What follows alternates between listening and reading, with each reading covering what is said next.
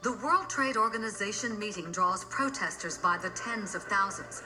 Most of them are nonviolent, but a tiny group of anarchists turned this into the Battle of Seattle. It's 1999. It's a protest against global greed, but it's the innocent citizens of Seattle who end up paying the price.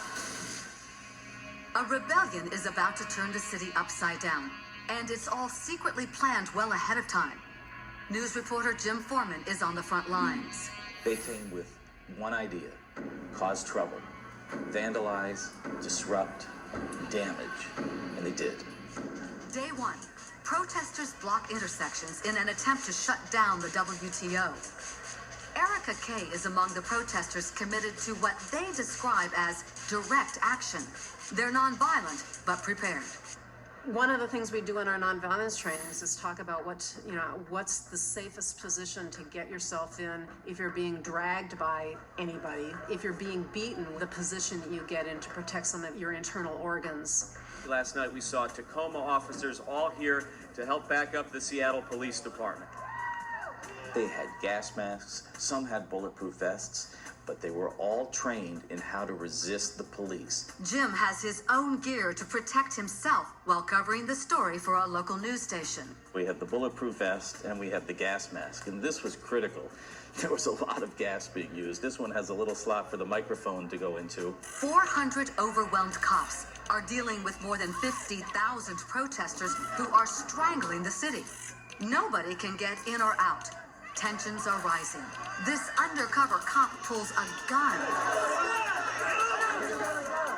Police clear out the intersections, hoping to disperse the crowds and restore order. These were giant fire extinguisher-sized cans of pepper spray that would have a big, large stream. And they got out there and they just started spraying and spraying and spraying.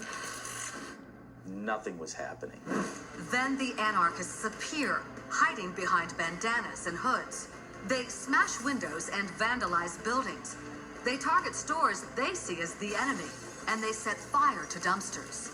And when 40,000 labor supporters stage a peaceful march, the anarchists blend in with them, then carry out a fresh wave of deliberate mayhem. The cops respond with non-lethal force, pepper spray, tear gas, and rubber bullets. They drive the protesters out of downtown and into the neighborhoods. And just people trying to get home were getting bathed in tear gas, getting bathed in pepper spray, and getting scared to death, caught in the middle of a riot. I just want to get to work. I want my kids out of the car. I don't want to be in the middle of this. I got my first taste of tear gas. Once you get a nose full of tear gas, you're done. Over the next several days, the battle ebbs and flows. The mayor declares a no-protest zone. Security is especially tight around the hotel where President Bill Clinton is staying. I remember vividly standing on the corner, doing a live report, and the tear gas was being fired. Cloud of tear gas, and the presidential motorcade passes right by. I see the president through tear gas. Protesters see the crackdown as the government stomping all over their First Amendment rights.